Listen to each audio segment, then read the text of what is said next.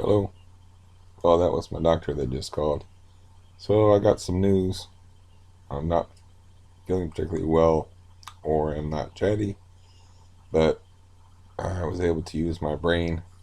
And apparently, the doctor that refused me steroids is on vacation. I just talked to the doctor that's subbing for him, and I was able to get her to prescribe me prednisone for my swollen ankle and knee, mainly the ankle, because that's what they used on the ankle before. But I didn't ask her any questions because I don't feel good today. I feel just horrible. So I didn't want to ask her any questions for whatever reason. But uh, here's how it went down: is like I had that visit on Monday. She showed up here with an assistant type person, maybe a nurse. I don't know. She didn't say, but she introduced herself as doctor. So I was like, oh, okay. And my other doctor is a man, and his name Chen. So I was like, okay, we'll roll with this. And I talked to her and I was asked her the steroid questions. She didn't even hesitate. She said, oh, yeah, you know, I'll go ahead and write that up for you. I just want to take x-rays first to make sure that you don't have any breaks or tears or anything in there that's causing a swelling. And so, gives them a chance to make more money. Anyways, I told her, there's no way that there's any I did not injure myself or twist my ankle. That's not why my ankle was swollen or break my ankle or anything. I haven't had any falls, haven't done anything. I can't walk in order to injure myself. And I do not spend my free time laying in bed whacking myself in the foot with a golf club. So, yeah, so it was just a waste of time. But, the medical community, they gotta make that money, and they don't care about wasting your time. But she just called it in. I can't pick it up until Friday. And it's Wednesday, so but yeah, it was really good. It's really sharp and extra charming and whatnot. And women like me better anyway. It's because I'm so damned handsome. That's why. But yeah, women tend to respond better to me than dudes. So it's always been that way. I think it's a look thing. Women's is just so shallow. It's terrible. But anyways, what she did say on the phone that I didn't ask her any questions about was some signs of arthritis. She pronounced it the way my mother pronounced her. My mother would say her arthritis was acting up. As a kid, I was like, who's this fucking Arthur guy? So I could beat his ass for bothering my mom. Yeah, she said arthritis all the time instead of arthritis. And she said there's some degenerative issues. Now, I'm pretty sure she's probably referring to the fact that I walk like an ostrich now because nobody did anything about this for years. And the joint degenerated from not being used. And yeah, the only thing you can do for CRPS is exercise. And if you have like a Baker's cyst, you're not exercising. You're in a lot of pain. Yeah. I'd rather sit here and like smack myself in the head with that same golf club that I was hitting myself in the foot with earlier than like walk with a Baker's cyst. Man, it's unbelievably painful. So yeah, I don't know. I just don't like to hear that degenerative changes thing. I mean, I know it's true. I can see my knee. I'm not blind, but I don't like hearing that. So that made me rather unhappy. Uh, but I get the prednisone for my foot. I already knew my knee was fucked, but I just don't like hearing it made official. And I'll see them on a regular basis, and then I can ask what sort of degenerative changes are you talking about, just to see. Are we talking about a cartilage thing? Maybe I think I'm scheduled to see the Dr. Chen guy somewhere down the road here within a month because they just come to your house like They have somebody come here with the doctor in front of their name apparently every 4 to 6 weeks. So, anyways, I'll just ask him, like, why does my leg bend backwards like an ostrich? You know? And, like, what are these degenerative things that, what sort of degenerative things did these x rays show? But right now, I just wasn't in the mood to hear it. And, she just wanted to get off the phone. All I heard was, yeah, we called your prescription in. That's all I needed to know because that was all I was shooting for anyway. Um, but yeah, it's there's another thing about this visit. I can't even make fun of my own pronunciation of visiting. I was trying to make fun of it and I screwed it up. Um, the Visiting Physicians Association, the VPA. I had never heard of like any organization like this before. It's crazy, batshit nuts, so weird because apparently they can do an ultrasound of my heart in my house, and they're planning to. So yeah, it's like also another good thing is like I said, I was very good on Monday. I had I had my good brain. Instead of using the Abby normal brain, I had my normal brain in there, and so I was able to score 180 uh, metoprolol. So yeah, since I take about one a day, that's about half a year's supply of metoprolol. I just told her like casually, I seem to be running out of metoprolol. If you could like see about that for me and just check into it. And she prescribed me like 3 months dosage, and it says two a day on the bottle, but I only take one a day. And by running low, I counted out my pills. I had about 60 in the bottle, so I was I was doing what you have to do in lying. So uh, yeah, I asked about the Dr. Chen guy, and they're like, I think he's on vacation. Yeah, now's the time to strike. Because he was the guy that was cock blocking me on the prednisone. As far as my knee, man, that fucker hurts like a bastard. I could not sleep last night because I got myself in more gastric distress. And I was afraid of having a repeat of a couple nights ago. I don't know what that's about or whatever. But I was like, no, I'm not going to sleep until I'm sure I'm not going to be, my stomach's not going to be rejecting things. I was like, I'm just going to stay awake. So I stayed awake late and woke up a little later than usual, but I don't know what. I just don't. It's super warm today. It's like 79 degrees out. It's almost 80 degrees, which is unusually warm for the weather that we've been having here in Ohio. And, it's late April. So, yeah, I had a really good day like the last couple of days. It's cool. Today just shit, but you'll have that. But I figured out how to take my scooter apart and slam it back together, and it's really easy. It's made to do that with, but it's super easy. And so, next time I get to go fishing, uh, which is probably what it's like a perfect fishing day here today. It's overcast. It's a warm day. It's the warm day before the cold front comes in. It's like the ideal fishing day. So I assume that's where uh, my friend is right now because any chance he gets, he's fishing. So, but the next time I get to go with him, uh, it'll be, I won't have to like worry about him hurting his back or anything like that because the scooter breaks up into 5 parts. If you count the batteries as one part, you got to pull the batteries out, and of course they're real heavy. And the back of it comes off, the seat comes out, and you pull off this hood, you take out the batteries, and you fold this other piece down, and it's yeah. I mean, if I wasn't so, that's why I'm always like subject to fall over backwards is because my knees are like bent backwards. So yeah, what flexible appendage do I have? Any here?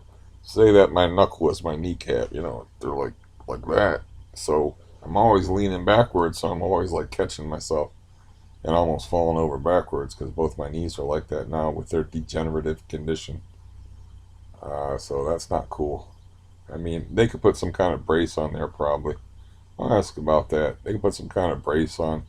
I could wear like knee braces, and maybe that will keep my knees like straight. I don't know. You know, I found like oh,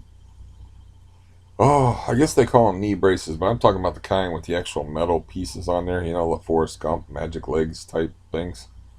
But the actual knee braces they have, which they talk about, like bought like a neoprene one with the kneecap hole in them, like Dr. J used to wear, and you know they make it sweat like crazy. They're uncomfortable. They're basically just to keep swelling down. I don't know what sexual.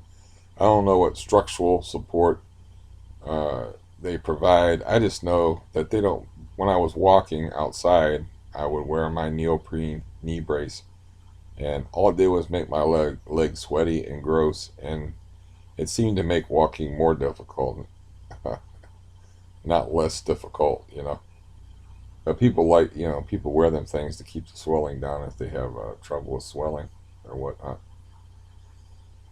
Um, so another good thing happened, which is I got a 2-for-1 deal going on the food stamp thing, so I can get rid of some of those. Uh, it'd be a lot better to have a 1-for-1 deal, but you know the story of why that is. But I can get a 2-for-1 deal, and it's gonna work out okay. Um, I'll take the extra money.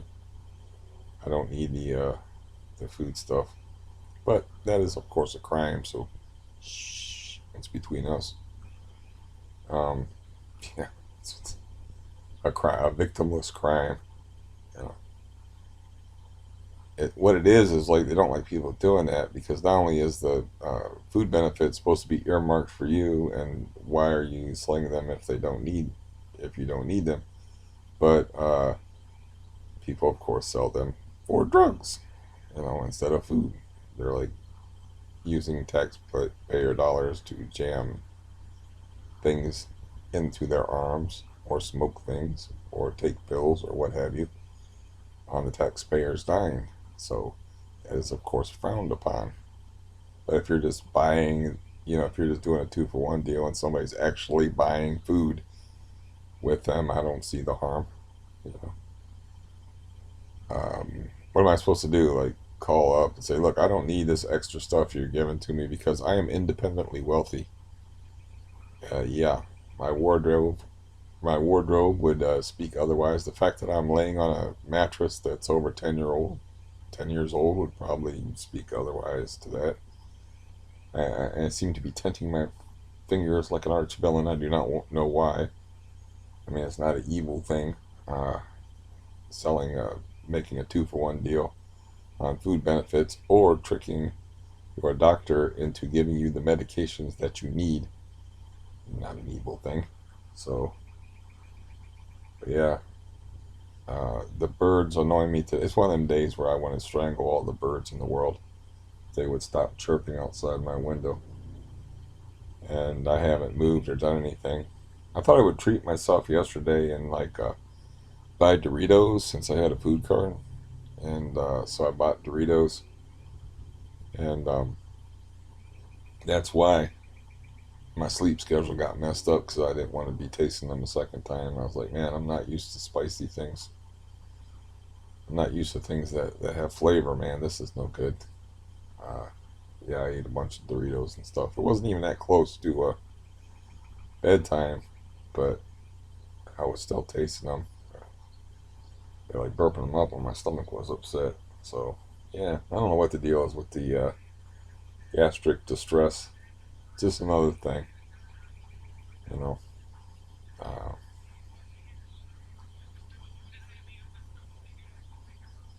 is that an auctioneer going on outside or what? I don't know if you can hear that. That's either a mumble rapper.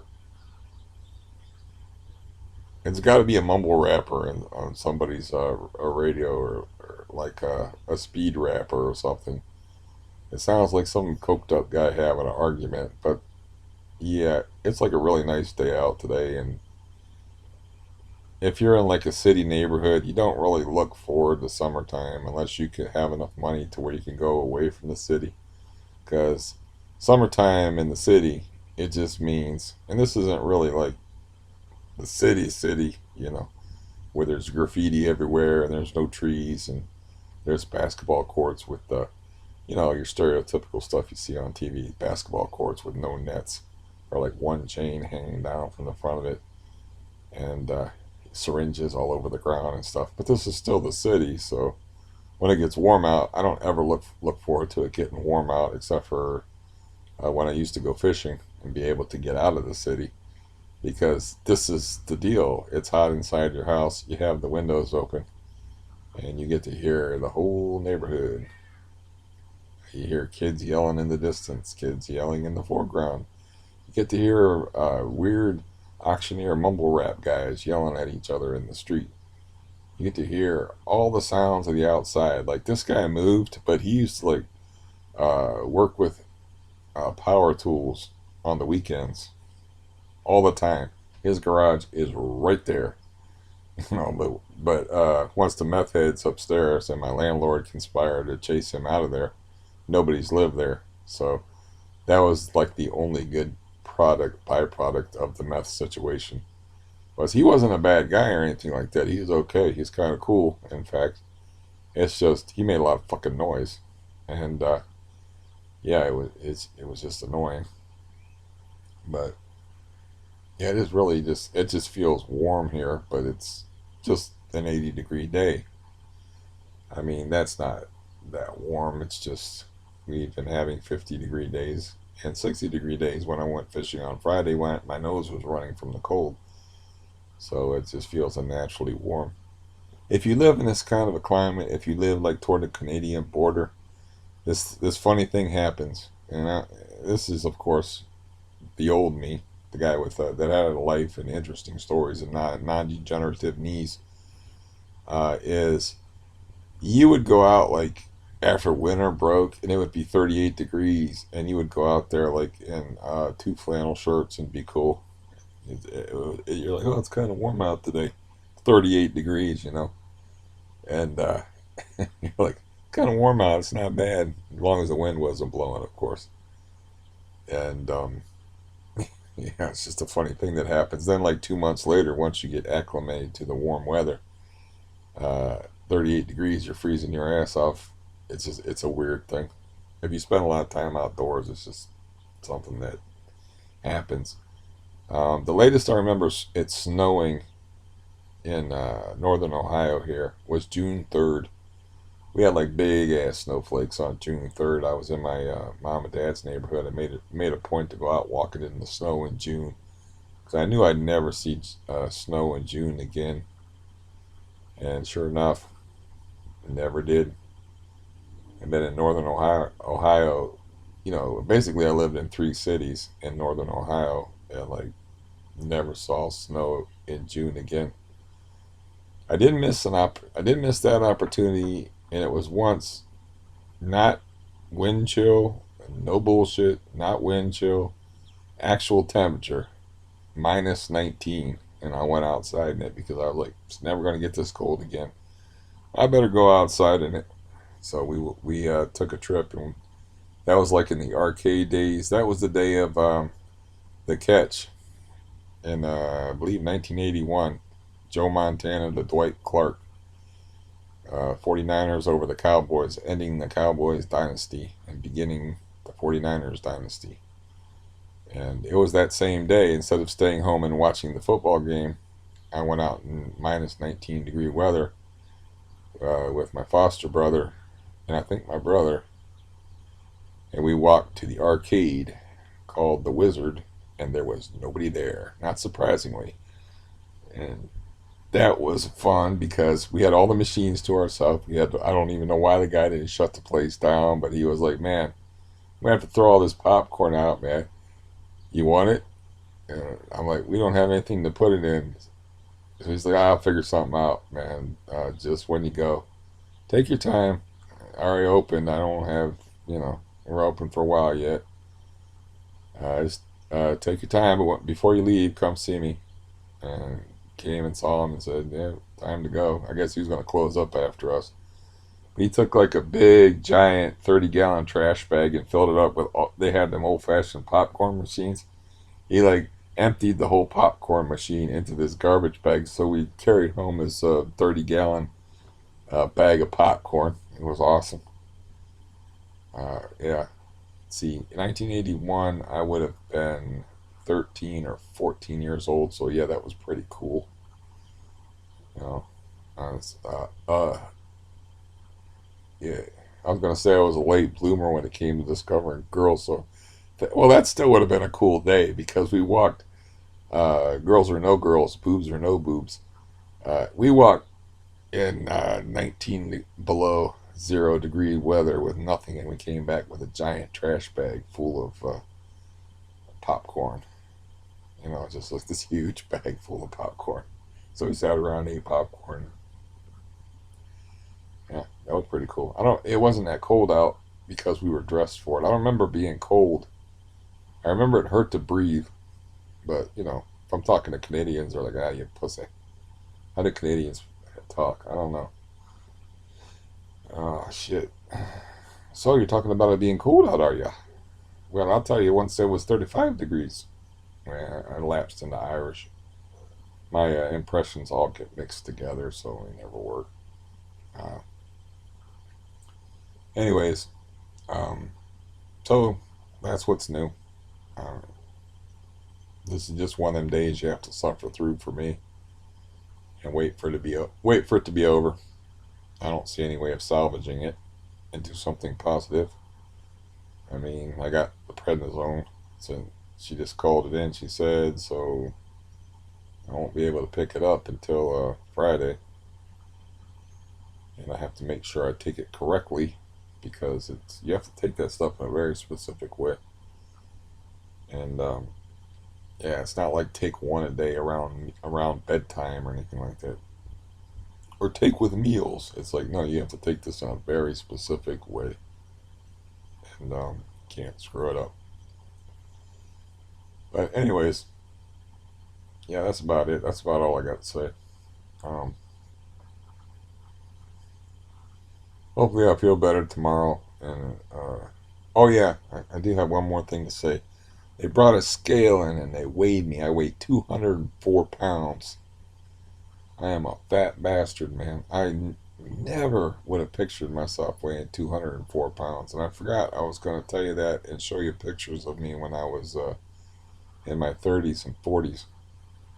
Because I never weighed over 160 pounds um, hmm, until I was 45. It's like I would go on a range from 148 at my skinniest to like 158. I would just like fluctuate around in that range.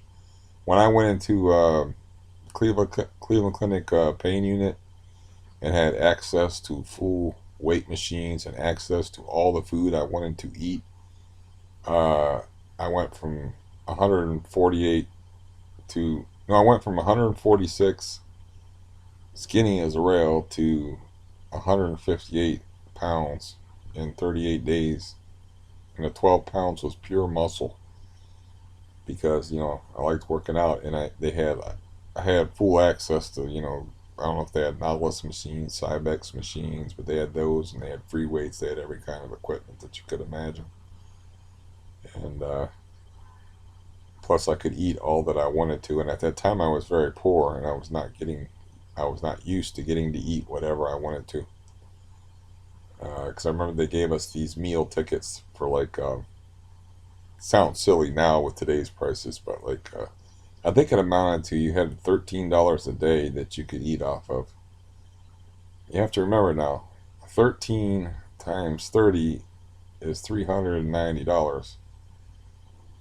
At the time, I was getting $422 off the government to live on in totality. So my food budget at the Cleveland Clinic was almost equal to my entire budget at the Casa del Steve or Day Steve. I don't know. I was trying to be clever again. You know what? That's why people edit is because they don't like looking foolish. I never mind though. as long as you can understand what I'm saying. I thought about putting up I said some interesting things in that one video that made no sense at all. I thought about putting it up sort of like like a work of modern art where it's like there's a bunch of symbolism and this might be something. I think that's an ear. Why is his eye over here? That kind of thing. Just because it might be interesting. But no, I don't care. It's like I was looking at a fishing show last night while I was waiting to see if my stomach was going to do the Mount Vesuvius routine. And it's like a 3 hour like live streamcast, they call it. It's an excuse to raise money. You've seen those things, right? It's like, well, if you really want to be heard, you get on the super chat. It costs you for a $5 donation. You make a donation, and then they have a super chat. They make your comment real big. If you really need to be heard, if you really want your comment to be heard, they always say you should probably use the super chat. It's like, okay, man, I'm not giving you any money to watch you screw around on a fishing boat, or talk about sports, or talk about a movie, or talk about anything really. So, anyways, I like that though. I like that uncut and that raw feeling where like the mistakes are left in, you know, because on that fishing show, since it was a live stream, it wasn't chopped up until only the interesting moments. It was like the whole mundane process of trying to fish, and them missing all the fish, and one guy cutting his hand accidentally with a fillet knife while he was chopping up cut bait. It's all like left in there. So I kind of like that. Anybody can make a slickly, well produced video.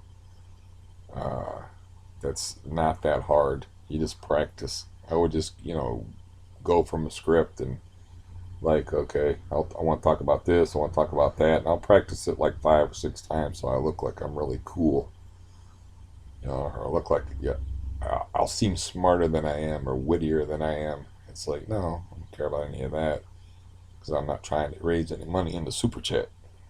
But I do care about, being vaguely understood by other human beings. Yeah, so that one video, I was like, wow, this is giving me a headache, and I don't even understand what I'm talking about in this. But then later on, it got interesting, and there were some interesting things in there. I thought about like, I probably should have put that up. That was actually a better video, even though it was more of a confusing train wreck. And frankly, it kind of like I said that one was seizure inducing or something because it was just hard to make sense of. But yeah, that one might have caused migraines to people. You know, I don't know, trying to understand that mess. But anyways, I bought one today, but I had bought one yesterday too. But I want to buy a GoPro. It's one of those things, little cameras that you can put on your hat. And I was like, man, I could buy one for me and my brother. And like my brother, I can get my brother's like point of view of being good at fishing. So I watch all these people fish, and you get that point of view. Look, I can go on trips with him and stuff and not be there, and I'll see if he'll agree to it. It's like I'd have to promise him. You have to sign like a form swearing that no one else will see it but me. But yeah, I think that would be cool. And I was thinking about like as far as my videos always being the same backdrop, the same sorry, sad environment. It's like, well, if I could get one of them GoPro things and put it on my hat, it's like I can make interesting content for people. I feel like I should have a pipe when I say I could make interesting content for the consumption of the public. It just sounds silly. Just call it what it is. It's just stuff people look at. Content. Yeah. It's like these sports phrases that they switch around through the years. Uh, like nothing springs to mind right now. Damn. Well, that happens. Anyways, I thought the GoPro would be a good idea, so I found like an absurd deal on one. And it was so absurd that eBay communicated with me and said, like, hey, we dropped this ad altogether. If you have any problems with the buyer, you know, um, we'll give you your money back. So I was like, well, screw that. That guy may or may not send me. I checked the guy; he's still on eBay. They didn't throw him off of eBay like they do with outright crooks and stuff. But for some reason, they pulled that particular ad and they canceled it. They canceled the ad, which just means they just booted it off of there because the ad was for one of those where it's like, you know, we have 10 available. So I bought one of the 10 that were available, but the ad is still running. But for whatever reason, they found the ad objectionable. The guy had 100% feedback, so I don't see what the issue was. I might still get it. You know, it's a GoPro, what's it called? GoPro Hero 7 with like all the accessories for like $20. It's just stupid, ridiculous.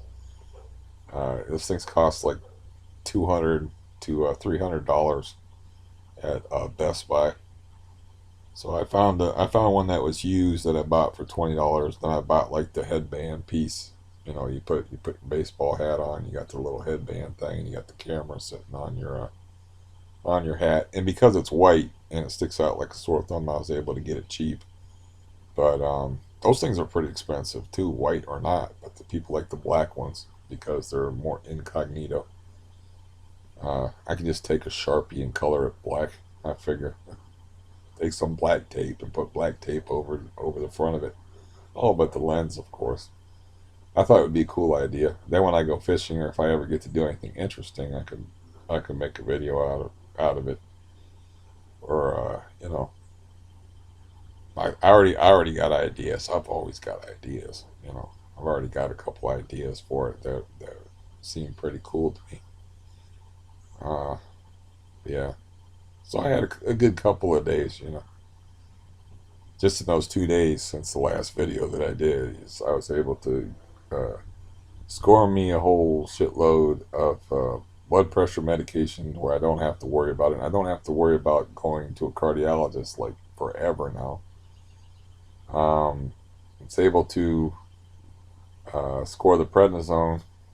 Uh, I know how to take apart my scooter now and slam it back together. So next time I go fishing, it will be easy if we go back to the same place. Um, and I got, you know, got that ideas about the GoPro thing. So I've had a good couple of days. So I was due for a shitty day. I mean, I don't know why my brains were so scrambled on the last video or what that was about. And I don't know why my brains aren't exactly 100% today, but they were good on Monday. That's all that mattered because that Monday was showtime. Monday was game time, more likely. Yeah, Monday was game time, and I won, so I couldn't have done a better job if I tried. Uh, I charmed, I charmed the pants off of those ladies, so to speak. Yeah, I was all charming and had them laughing and shit, and telling them my stories and whatnot. And yeah, it's good. It's good when I have those good, clear days when I'm bright and smart. You know, and I'm not just sitting here. It's like, but it doesn't stop me from getting on here being stupid. It's just like if I am too stupid that I can't understand myself, then it's like not. I'm not subjecting other people to that. You know, that's not helpful. And anybody that was offended by me going into the detail about my involuntary protein spills uh, that prevented me from sleeping, I'm sorry if that kind of thing was like gross to you or whatever, but believe me, it was horrible. And I just can't eat anything before I go to sleep. The only position I can sleep on is my back. So, yeah. The only position I can sleep on is. The only position I can sleep on is my back. So it's very important that I don't like wake up, yeah, during an involuntary protein spill or a stomach refund or whatever you want to call it. That's polite, but yeah, that was horrible. and I'm still feeling the effects of it. Um, you know, even at this late of a juncture, or maybe that was just from last night. But last night I was like, nah, I'm not going to sleep. The hell with this. Uh, yeah, but I can only sleep on my back, so it's just it is what it is. And this video is already too long. I'm very bored and I have nothing to do. Now my nose is itching, so I will go back to. It's humid today too, man. I'm just noticing that now that the train is. I can just hear it running on the tracks. It's cool. You might have heard that horn there. Yeah, but it's fun when you can just hear it rumbling. I don't like the horn blasts. Yeah, not too fond of those, but anything can get on your nerves. I'm but really quickly, my volume intake is back to 5 milligrams a day. That may or may not have something to do with my brain fog, but I'm still doing that thing that I was talked about before, where it's like I didn't take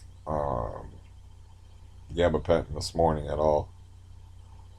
It's already like 2 o'clock or 3 o'clock in the afternoon. I didn't take gabapentin at all today, but I was mixing like gabapentin with 2.5 milligrams of Valium for a morning dose, and then again for a night dose. And I had my dose back to 5 milligrams of Valium a day. So that may have had some effect on like making me more misty in the brains, the misty mind, uh, more murky in my thinking. I don't know. I'm about to sneeze, so before I do that, I'm gonna get off here and I'll talk to you later. Goodbye.